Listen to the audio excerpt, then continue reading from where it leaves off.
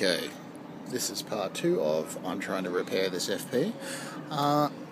This is just minutes after I did the other video. However, sticking my nose in there, I've noticed that there's these markings in the platen. Now, when I got this thing, it was absolutely filthy. As you can see, it still largely is.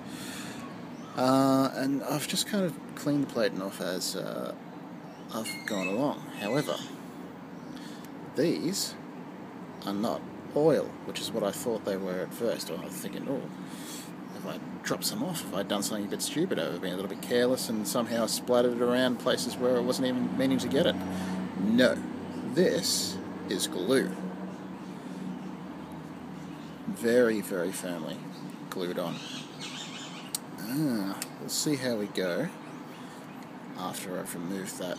I have to pinch some of the adhesive remover from work. I work in a hospital, by the way, so we have this interesting stuff for removing bandage adhesive off people, and I'll see if that manages to get this off. Anyway, I'll get back to you.